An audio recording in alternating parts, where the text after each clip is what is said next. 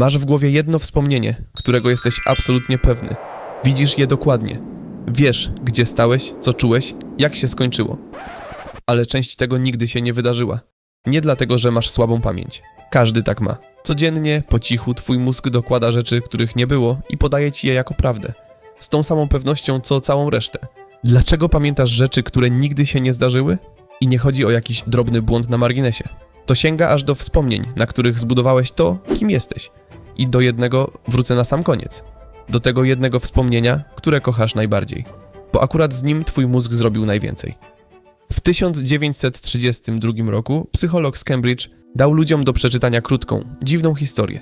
Z innej kultury, pełną rzeczy, które nie trzymały się europejskiej logiki. Duchy, łodzie, śmierć bez wyjaśnienia. Potem prosił, żeby mu ją opowiedzieli. Po jakimś czasie znowu. I jeszcze raz. I za każdym razem ta historia się zmieniała. Ludzie wycinali to, co dziwne. Dokładali to, co miało sens. Prostowali, porządkowali, dopisywali powody tam, gdzie ich nie było. Aż zostawała gładka, logiczna opowieść, która pasowała im do głowy. A oni byli pewni, że powtarzają dokładnie to, co przeczytali. Bartlett zobaczył wtedy coś, czego wcześniej nikt nie nazwał. Pamięć nie odtwarza. Pamięć opowiada od nowa. Za każdym razem trochę inaczej i za każdym razem jesteś pewny, że to ta sama historia. Ale to była obca bajka, na której nikomu nie zależało. Co z twoimi prawdziwymi wspomnieniami? Z czymś, co widziałeś na własne oczy? W 1974 Elizabeth Loftus, badaczka pamięci z Kalifornii, pokazała ludziom film. Wypadek samochodowy. 2 auta. Potem pytała, jak szybko jechały, kiedy się zderzyły. Tylko że jednej grupie zamiast słowa zderzyły, wstawiła słowo roztrzaskały. Jedno słowo różnicy. Ci od roztrzaskały podali wyższą prędkość. Ale to jeszcze nie to. Tydzień później zapytała wszystkich, czy na miejscu było potłuczone szkło. Ci od roztrzaskały pamiętali szkło. Rozbite szkło na jezdni. Wyraźnie. Na filmie nie było żadnego szkła. Jedno słowo. Tydzień wcześniej i mózg dorysował szkło, którego nikt nie widział. Bo tak pasowało do słowa roztrzaskały. Widzieli ten wypadek na własne oczy, a i tak dało się go przepisać. Da się podmienić szczegół. Ale całe zmyślone wydarzenie, którego w ogóle nie było, tego nie da się wsadzić człowiekowi do głowy. A może jednak ta sama Loftus, 20 lat później, wzięła ludzi i opowiedziała każdemu 4 historie z jego dzieciństwa. 3 prawdziwe, zebrane wcześniej od rodziny. Jedną zmyśloną. Ta zmyślona zawsze była ta sama, że jako 5-latek zgubił się w centrum handlowym. Płakał, wpadł w panikę, aż w końcu odprowadził go do rodziców jakiś starszy pan. Nic z tego się nie wydarzyło, rodzina za każdym razem potwierdzała, że nigdy nie miało to miejsca. I mniej więcej co 4. osoba to wspomnienie przyjęła. Nie tylko przytaknęła, zaczynała opowiadać. Dokładała szczegóły, których nikt jej nie podał. Jak ten pan wyglądał? W co był ubrany? Jak bardzo się wtedy bała? Budowali całą scenę wokół czegoś, czego nigdy nie było. Z własnych detali, wymyślonych na poczekaniu. To nie był już podmieniony szczegół. To było całe dzieciństwo, którego nie było. Opowiadane z przekonaniem i ze łzami, jakby zdarzyło się naprawdę. I to nie jest zabawa w laboratorium. Loftus spędziła potem pół życia w sądach.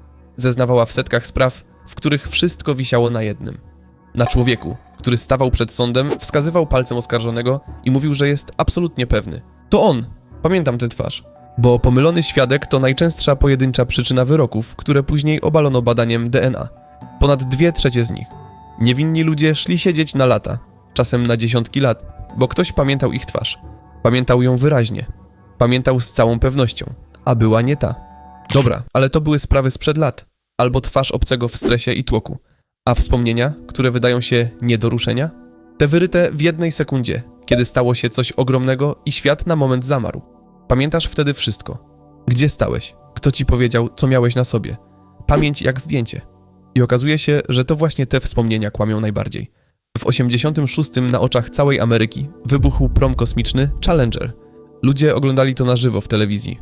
Następnego ranka psycholog Ulrich Neisser dał studentom kartki i kazał zapisać dokładnie, gdzie byli, kiedy się o tym dowiedzieli. Co robili? Od kogo usłyszeli? Odłożył te kartki na prawie 3 lata. Potem znalazł tych samych studentów i zadał to samo pytanie. Dostał odpowiedzi pewne, szczegółowe, żywe. Ludzie dokładnie widzieli tamtą chwilę. Wiedzieli, gdzie siedzieli, kto wtedy wszedł, co poczuli. Tyle, że u wielu z nich to się w ogóle nie zgadzało z tym, co sami napisali dzień po wypadku. Nie trochę, zupełnie. Inne miejsce, inni ludzie, inna sytuacja. Jednej studentce pokazano jej własną kartkę. Jej pismo, jej ręka, zapisane następnego dnia. Popatrzyła i powiedziała: to jest mój charakter pisma, ale to nie tak było. Uwierzyła żywemu wspomnieniu bardziej niż własnej notatce sprzed 3 lat. I to jest w tym wszystkim najgorsze. Ona nie miała żadnego sygnału, że coś jest nie tak. Wspomnienie było wyraźne, czuła je całym ciałem, a było fałszywe. Bo pewność, z jaką coś pamiętasz, nic nie mówi o tym, czy to się naprawdę wydarzyło. Im wspomnienie żywsze i mocniejsze, tym bardziej mu ufasz. A to akurat są te przerabiane najczęściej. I nie jest tak, że każdy myli się po swojemu. Czasem całe tłumy mylą się identycznie. Pomyśl o panu z gry Monopoly, tym w cylindrze. Większość ludzi widzi go z monoklem wokół. On nigdy nie miał monokla. Albo najsłynniejsza kwestia z Gwiezdnych Wojen, ta o ojcu. Prawie każdy pamięta ją jako Luke. Ja jestem twoim ojcem. W filmie nie pada żadny Luke. He told me you killed him. No. I am your father. To się nazywa efekt Mandeli. I nie chodzi o to, że ktoś się raz przejęzyczył. Chodzi o to, że tysiące ludzi, niezależnie od siebie, pamiętają tę samą rzecz tak samo źle. Bo mózg nie zapisał szczegółu. Zapisał ogólny kształt, a resztę dolepił tym, co pasuje. I każdy dolepił to samo, bo każdy zgaduje po tych samych regułach. To wszystko prowadzi do jednego pytania. Jeśli mózg tak łatwo przepisuje wspomnienia, to jak on je w ogóle trzyma? Gdzie tu jest błąd? A odpowiedź jest taka, że to nie jest błąd. To tak ma działać. Długo myślano, że pamięć jest jak półka. Zapisujesz wspomnienie, odkładasz i ono tam leży nietknięte, aż po nie sięgniesz. Wyciągasz, odtwarzasz, odkładasz z powrotem takie samo. W 2000 roku neurobiolog Karim Nader pokazał, że to nieprawda. Że kiedy wyciągasz wspomnienie, ono wcale nie leży bezpiecznie na półce. Ono wychodzi, robi się miękkie, podatne, dające się zmienić. I zanim wróci na miejsce, mózg musi zapisać je jeszcze raz, od nowa. A zapisuje je przez ciebie dzisiejszego. Przez to, co teraz wiesz, co teraz czujesz, kim teraz jesteś. Każde sięgnięcie po wspomnieniu zostawia na nim odcisk palca. To znaczy, że ty nigdy nie pamiętasz tamtego wydarzenia. Pamiętasz ostatni raz, kiedy je sobie przypomniałeś. A tamten raz pamiętał poprzedni. Kopia z kopii, coraz dalej od czegoś, czego już nie ma. To nie jest usterka. Twój mózg nigdy nie był zbudowany po to, żeby przechowywać twoją przeszłość. Był zbudowany, żebyś umiał wyobrazić sobie przyszłość. Neurolog Daniel Schachter pokazał, że przypominanie sobie i wyobrażanie sobie tego, co dopiero będzie, chodzą po tych samych obwodach w mózgu. To ta sama maszyna. A kilkanaście lat temu badacze wzięli ludzi, którzy przez uszkodzenie mózgu stracili pamięć. I wyszło, że oni nie tylko nie pamiętają przeszłości. Oni nie potrafią też wyobrazić sobie przyszłości.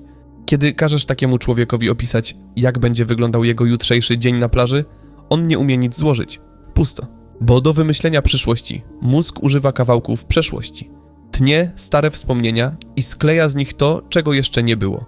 Żeby mógł to robić, wspomnienia muszą być miękkie, ruchome, dające się przestawić. Twoja pamięć jest giętka nie przez przypadek. Jest giętka, bo ma ci służyć do jutra, nie do wczoraj. Sztywne, dokładne nagranie byłoby do tego bezużyteczne. Płacisz za to, że umiesz wyobrazić sobie swoje życie do przodu, tym, że twoje życie do tyłu nie chce ustać w miejscu. Weź teraz wspomnienie, które kochasz najbardziej. Pierwsze kroki twojego dziecka. Dzień, w którym ktoś powiedział, że cię kocha. Ostatni raz, kiedy widziałeś kogoś, kogo już nie ma. To jest wspomnienie, po które sięgasz najczęściej. Wracasz do niego, odtwarzasz je, przeżywasz jeszcze raz. Więc to jest też wspomnienie, które przepisałeś najwięcej razy. Najczęściej otwierane, najczęściej zmieniane.